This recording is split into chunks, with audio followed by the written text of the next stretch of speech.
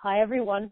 My name is Mel Robertson, and I'd like to welcome you to Happiness is Your Own Damn Fault. What we're talking about is how to drop the baggage, increase your frequency, and live a bliss-filled life. Now, I decided to put this summit together because I want you to know that happiness is available to everyone, no matter the circumstances that you've endured. And so no matter what you've been through, you can choose happiness now.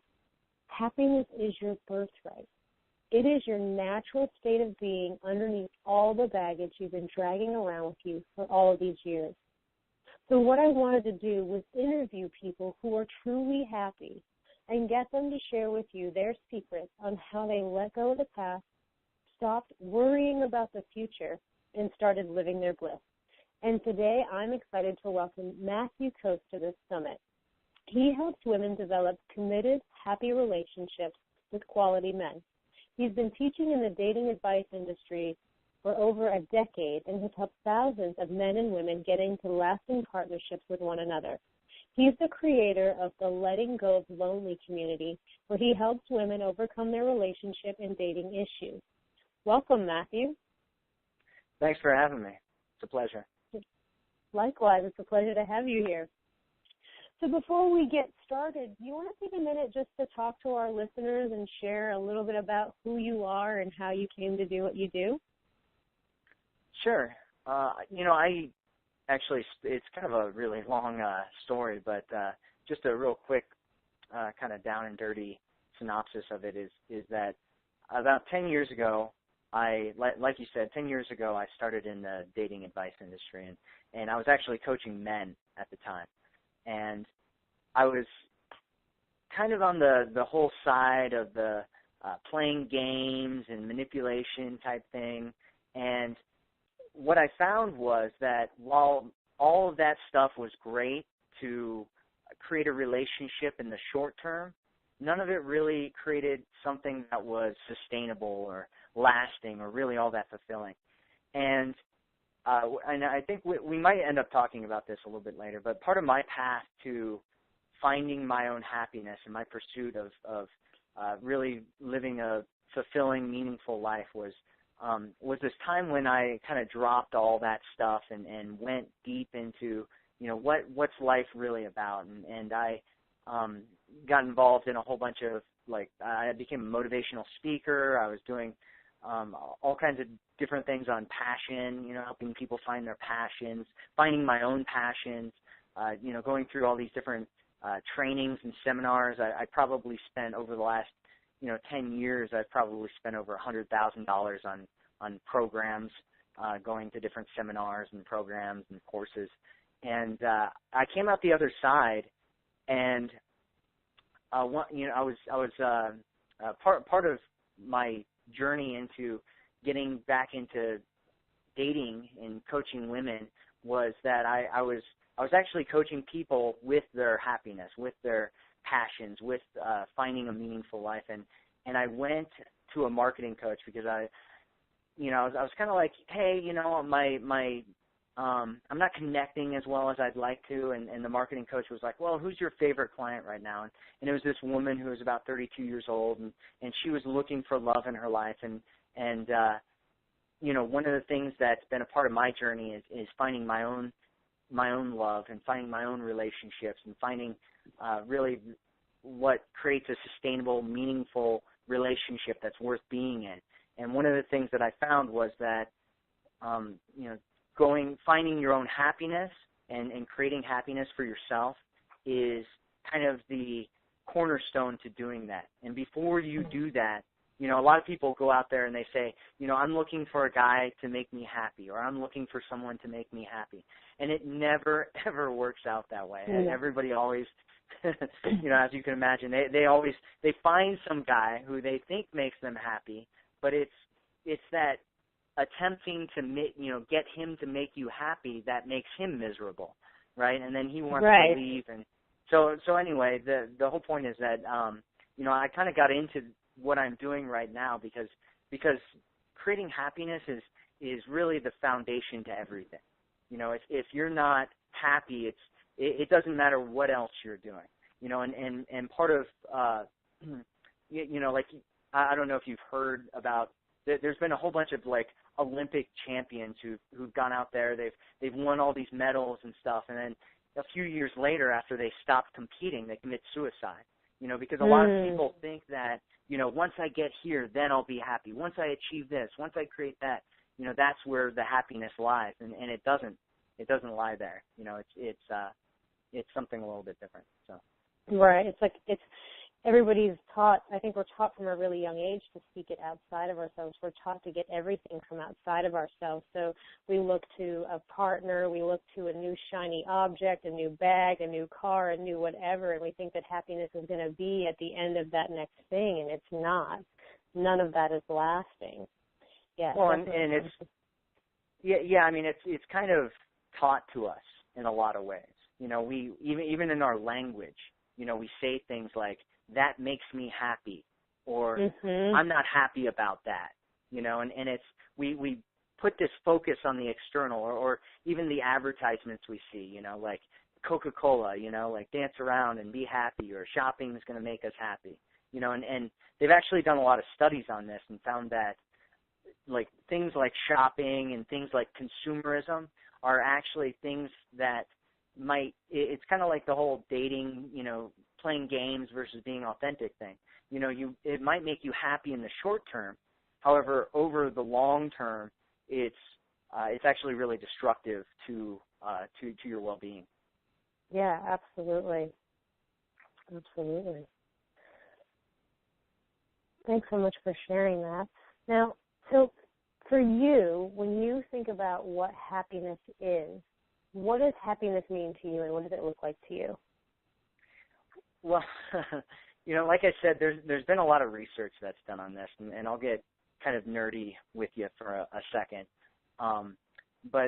So, like I said, there's a lot of misconceptions about what happiness is, and generally people kind of associate it with like a feeling, like I'm really happy right now, but what they're talking about isn't really happiness. It's an emotion that they're having. They're having a feeling, a positive feeling, and usually it's joy or excitement or something like that.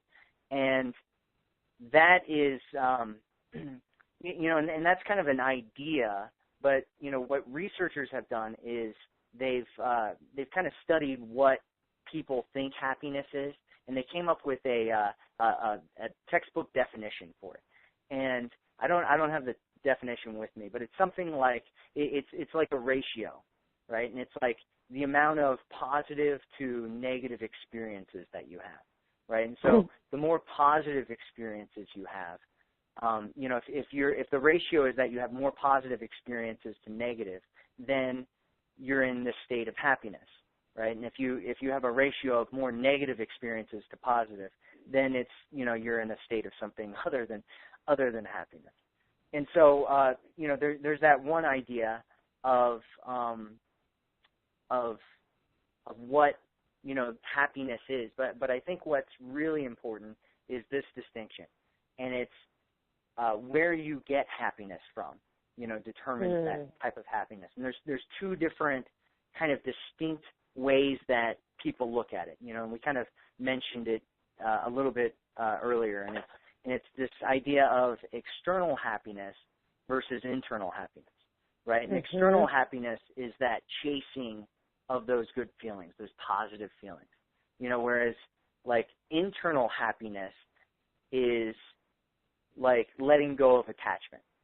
And I know that sounds kind of vague, so let me explain what I mean. So when I was a kid, when I was growing up, I learned how to drive on a truck. And for most of my life growing up, I drove trucks. I joined the military. I went to Iraq. I drove up armored Humvees there. And then when I got home, I bought a Honda Civic, right? And, I was so used to, like, driving a truck, I'd, like, climb over curbs and, just go anywhere I wanted. Then I had this Civic, and it was like I was running into things, when I was driving. I'd run into, like, curbs and stuff that I'd normally go over. I'd bottom it out when I was driving. And I had to relearn how I drove in order to drive the Honda Civic. And right. What happens is it's the same way in our lives. So when you're a kid, you learn how to deal with the world from a specific viewpoint. So, for instance, like if your parents weren't really around for you when you're growing up, you might feel like you're all alone in the world, and that you have a lot of and that you have to become independent, and that you have to become strong, and that works for you when you're a child because of your situation. But once you grow up, you have all these new things start happening.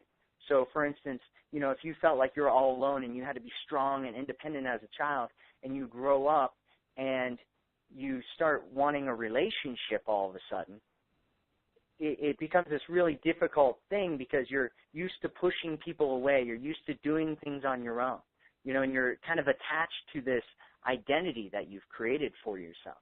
And that identity holds you back from pursuing the things that you really want and being successful in your life and experiencing the types of things that you want to experience.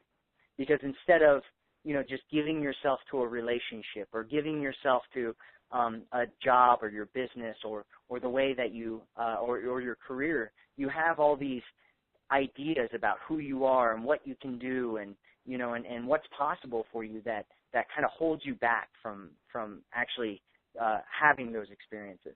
And what this internal way of creating happiness is letting go of those things so that your mind, your thoughts, your beliefs don't dictate who you are and what you can experience anymore. Does that make sense to you? Yeah, absolutely, absolutely. So how can someone start to move into a place of where they can start to actually get in touch with that internal happiness by learning to let go? Do you have some techniques that people can do to learn to practice letting go? Yeah, I do. And, first I want to just say that, both the internal and the external way of going for happiness is really important. Doing, a lot of people kind of get wrapped up in the idea of internal happiness. I've part of my story for kind of creating my own happiness in my own life is I went and spent a lot of time meditating at Zen temples, and I spent a lot of time with Zen monks. And one of the things that I experienced from being with these Zen monks is that even like some of the guys that you would say are the masters, these monks that they're Roshis, or they've been around for, they've been literally meditating for, 60, 70 years. Right. A lot, they're never, there's no way to escape the human condition. There's always ups and downs. There's always ebbs and flows. There's always different experiences that you have that are positive and negative, and there's no way around that. The only way that you can kind of shut off those feelings that people call negative is to shut off all your feelings, and that just doesn't work. Right, exactly. No, exactly. Yeah, and so the whole idea of internal happiness is about getting to a space of peace, right? So that you're at peace with yourself and you're at peace with your environment. And it's a really, really challenging thing to do because it's one of those things where a lot of times you might not even know what your problems are unless you go and go through some type of technique or some type of program to find out. I actually have one that's pretty good. It's an experiential exercise, and I can tell it to you. And so basically what it is think in your mind three people that you know in your world who you think are the most likely to be successful. Just the top three people in order of 1, 2, 3. Like the three people who you think are the most likely to be successful in their lives. based on whatever it is that you think success is. And I'll just go ahead and tell you what happens typically when I do this exercise with people. Okay. Is they'll come up with the 3 people. I give them about 45 seconds to do it, and then at the end I say, okay, now look at your list. Where did you put yourself on that list? And did you put yourself on that list? And what happens is there'll be, they'll write down 3 people, and anything. I've seen everything. I've done this exercise with hundreds of people, and I've seen people put themselves first on the list. I've seen them put themselves third on the list. I've seen them not put themselves on the list at all. And the question that you want to ask yourself is, why did I put myself where I put myself? And how does that reflect other areas of my life? Where I feel like I can or I cannot do, or be whoever I want to be or create whatever I want to create. And while that doesn't determine, your happiness, what it does determine is what kind of beliefs that you have that are holding you back. And I've done this exercise with women that I've coached before, and they found that they weren't putting themselves first in their relationships, and that they were playing a game of, losing, of just, getting walked all over, of, not enjoying their lives, not being happy, not, doing all the things that they want to do because they didn't value themselves, Right. If you want to feel happy from an internal place, you have to value yourself. You have to respect yourself. You have to have self-esteem. You have to care about yourself, enough to put your own needs first and not in a, selfish, like, I don't care about other people way, but, a way that you really that you really make sure that you get everything that you need in order to be happy. Right, absolutely. And women, we don't just do this in relationships with men. We do this in relationships with other women, too, because I did it with my wife for a really long time. I didn't put myself first for a really long time, and it was really detrimental to my health. And I slowly, over time, became more and more miserable and jaded, and things almost deteriorated because I wasn't taking care of myself and putting myself first in my life before anything else. And once I made that shift and that realization, everything started to turn around. And now my relationship with my wife is absolutely beautiful, and we get closer and closer every day. So, yeah, thanks for sharing that. Yeah, that's awesome. Yeah, cool. Yeah, awesome. So you had to go through quite a process yourself to find your happiness. Do you want to share a little bit more about that for our listeners who have their own struggles they're going through? Yeah, sure. So just to kind of, take a step back and show where I was when, because, initially I never pursued happiness. It wasn't something that I was like, hey, I'm going to go find happiness. It was kind of something that I stumbled on. It was because I was doing what a lot of people do, and I was putting significance above everything else, and I just wanted to feel important in my life. And I went and, accomplished all these great things and did a lot of cool stuff. And in the end, I was just miserable, and it didn't matter what I was doing or what I had or, how many clients I had or how much money I had. It just didn't matter, and there's this point in my life where I basically hit rock bottom. And I was living in Scottsdale, Arizona. It was back in 2007. And I was a men's dating coach at the time, but I hadn't been working for a while, and I was kind of broke, and I was like I was just miserable. I was using drugs, it was a really bad time in my life. And I was over at this woman's house who I was dating at the time, and we were watching this show called Taboo. Have you ever seen Taboo before? I haven't seen it, but I've heard of it. Okay. Well, this particular, Taboo is like this show where they go around the world and find, different subjects that are taboo, that people don't normally talk about. And so this one episode was, it was called Skin Deep, and it was this tribe in Papua New Guinea. And in this tribe, in order to become a man in their culture, you had to go through this ritual process. And it didn't matter how old you were. If you didn't go through this ritual process, you didn't become a man. And wow. so, I mean, some of these guys were like in their 60s and they weren't considered men because they hadn't gone through it. And so what they'd do is they'd line all these kids up and they'd have to break through all these sticks and, and on the other side of the sticks were the elders, tribesmen, and they're swinging these chains around their head, and the kids had to grab onto the elder tribesmen, and then the tribesmen would put these kids on the ground and strap them to the ground, and they would take razor blades and they would cut these kids over 1,000 times on their body. And, some of these kids would bleed out and die. It was a pretty crazy experience. And they cut their skin in the shape of like crocodile scales, and then they packed their wounds full of salt, and then they would just lay there for 3 days in just pain and agony, just bleeding. Every once in a while they'd pick them up and whip them for good measure, And at the end of these 3 days, the kids that survived, they felt like, they felt like they were men, and they felt like they were one with the crocodile, and I'm like sitting there watching this show, and like my jaws just like drop to the floor, and I'm just looking at it like, what am I watching right now, and right. Something dawned on me that there was a piece of the puzzle that I was missing.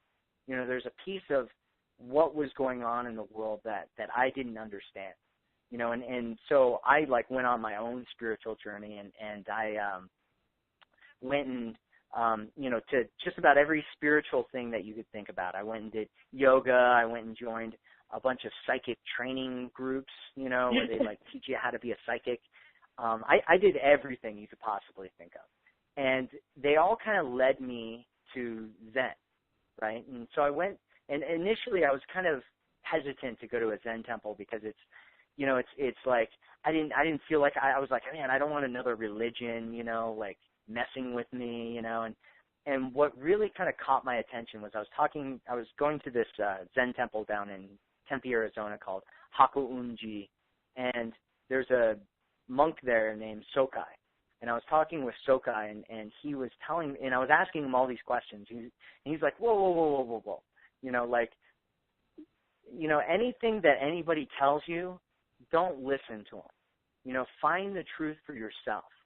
Find it through your sitting. Find it, like you've got all the answers inside.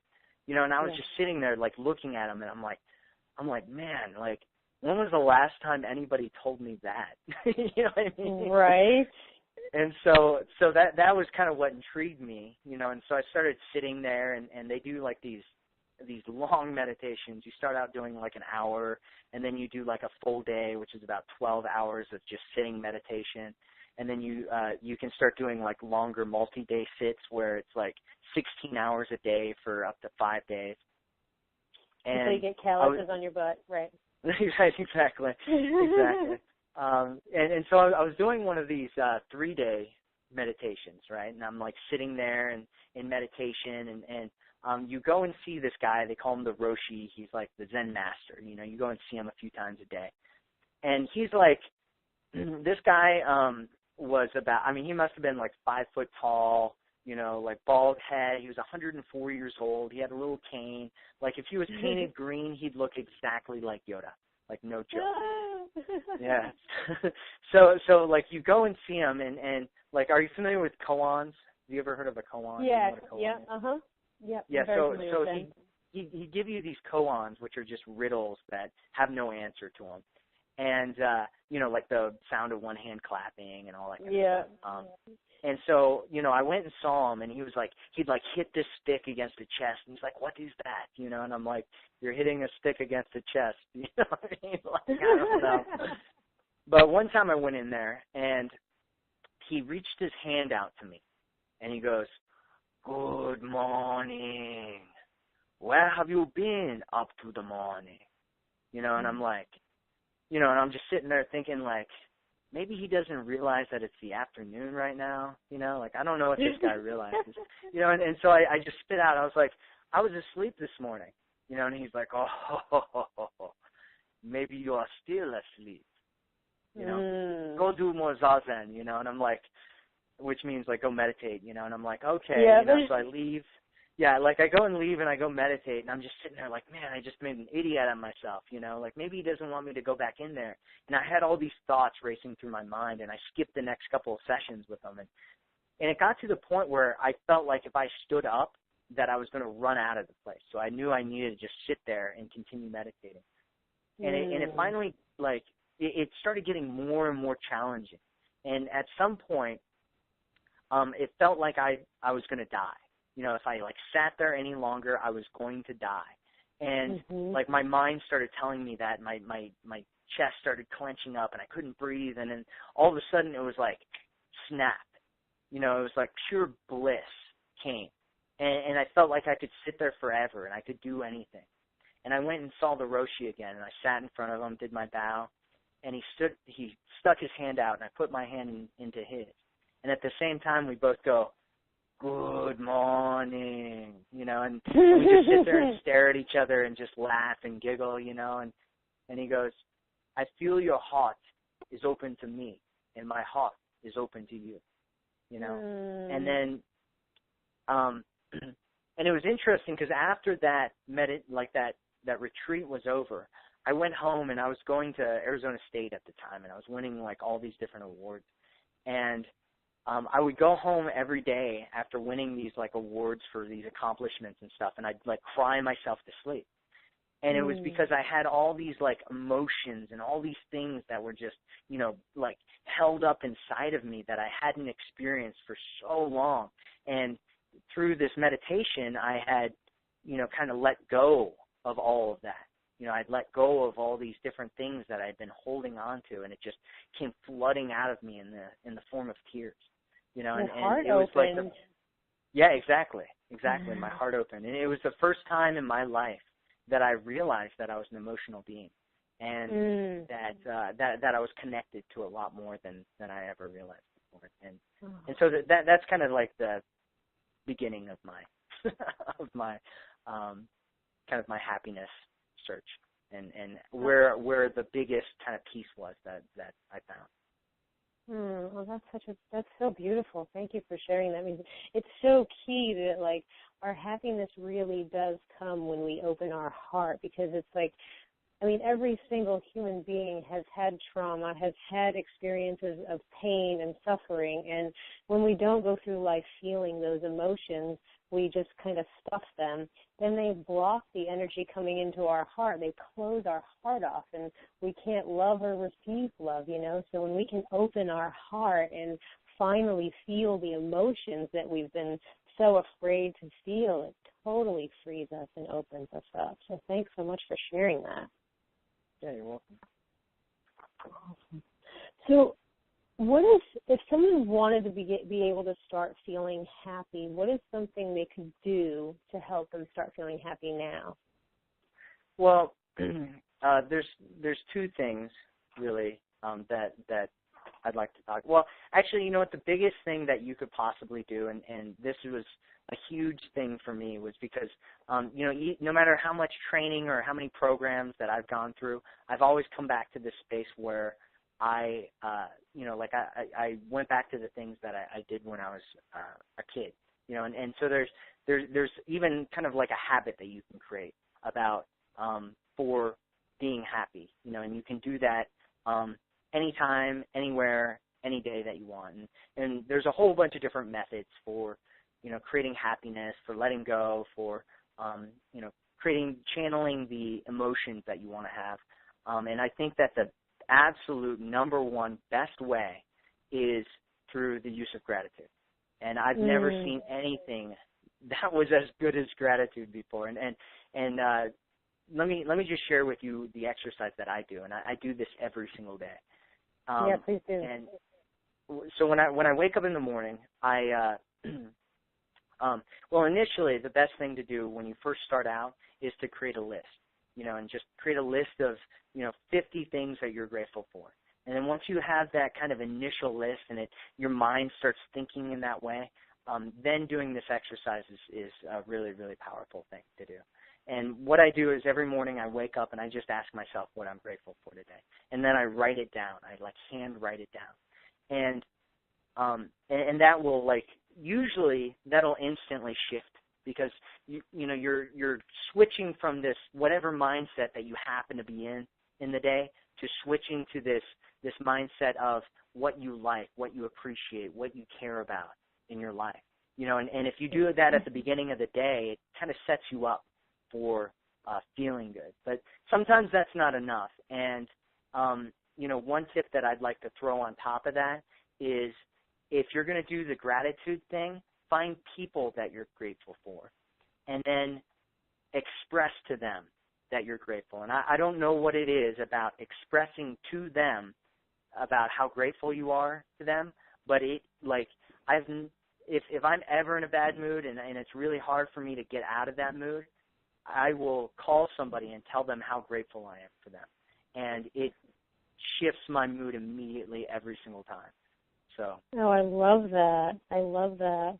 And that's so, this whole summit is about increasing your frequency, and living a bliss-filled life. And by choosing to focus on the opposite of what you're feeling, you're in essence changing the vibration of it and shifting out of that negativity and shifting into an energy of gratitude. So right then and there, you can see you have the power to create your world and change the way you feel in any moment. Absolutely. Absolutely. And that's so key, and I think that having that mindset that you do have control, and focusing on the things that you do have control over gives you so much power. So many people just give their power away. They're like, that makes me, and it comes through our language. That makes me angry. You're making me, pissed off right now. And when you say things and when you give people, that's giving people your power, giving people the ability to control you, and you have the power to take that back, and just decide on a moment-to-moment basis how you want to feel and what you want to experience in your life. And, if you do that, then, all of a sudden your entire life shifts. Yeah, absolutely. Going from a place of shifting out of the mindset that this world is happening to me into a place of responsibility and taking responsibility for one's happiness. Absolutely. Yeah. So, Matthew, something I wanted to talk to you about before we close is just I'd like to have you share for you personally what living a bliss-filled life means to you and looks like for you today. Yeah, so living a bliss-filled life, what that means to me, I'd say that it means to me having choice, having control, having power, having freedom, because when you allow others and you allow the world and you allow everything else to kind of dictate how you feel and how you experience your life, you're really in essence caging yourself. You're setting up, and they talk, there's a lot of different metaphors out there about having the keys to your own jail cell, and it's really true. As soon as you decide, and as soon as I decided that I was going to take control over the way I experienced my life, it's like everything shifts. My friendships completely change. The people that I attract into my life change. In relationships, it's a big, big thing. A lot of women they come to me and they're like, how do I make him do this? How do I make him do that? And what they don't realize is that they're with the wrong guy, typically. And the reason that they're with the wrong guy is because no guy who has his life together and feels really great and feels, and is in the space of living an amazing life wants to be with someone who doesn't take any responsibility for it, that doesn't, take control of their life, that doesn't decide that they're going to be happy and that they're going to control the way they experience their life. And so they only attract in all these guys that they don't want, other guys and who are at the same frequency, other guys who are in the same space, and then you get this codependent relationship where you have two people blaming each other, and when you switch that, all of a sudden you bring in all these people who make you feel more amazing, even more amazing than you already feel, because that's what they focus on, and that's how they want to feel. And so when they're around you, you shift and you change, and everything that you do starts to become this kind of thing about, how am I feeling? How do I experience my life? And if I'm not experiencing my life the way that I want to, what do I need to shift right now in order to get there? And when you can get to that space, the whole idea, like the whole thing where we were talking about at the beginning, where scientists talk about, that ratio of half positive experiences to negative experiences, that doesn't even exist anymore, because the amount of positive experiences outweigh, are so great that it's like, what's the big deal when I go into a negative experience? Because I know that there's, I know that I can go into it and be okay because there's something great on the other side. Right, and those negative experiences are actually needed for our growth in the long run. We couldn't exist without them. Yeah, well, and that's a whole nother topic. Yeah, you're absolutely correct about that. You're absolutely correct. Awesome. Well, Matthew, it's been such an honor to have you here, and we're just about out of time, and I know you have an awesome free gift that you're sharing with our audience. You want to take a moment to talk about that? Sure. Yeah, I have a gift. It's called 4 Steps to Happiness, and it's so there's a whole bunch of different ways to kind of create happiness in your life, and this is one of those ways. And what it does is it's a worksheet, basically. It's a report that takes you through the steps of creating an environment for yourself where you experience more joy, more excitement, more of all those positive experiences that you want to have in your life. And what you need, because what happens a lot of times is I'll work with clients, and I'll find out what's important to them, and they'll tell me something like, I love, spending time outdoors, or I love spending time, communicating and connecting with people. And then they'll have a job or they'll, the main things that they do in their lives are totally against that. If they love being outdoors, they have to be inside all the time. Or if they love connecting with people, they like work at a desk where they never talk to anybody at all. And then they wonder why they're so miserable.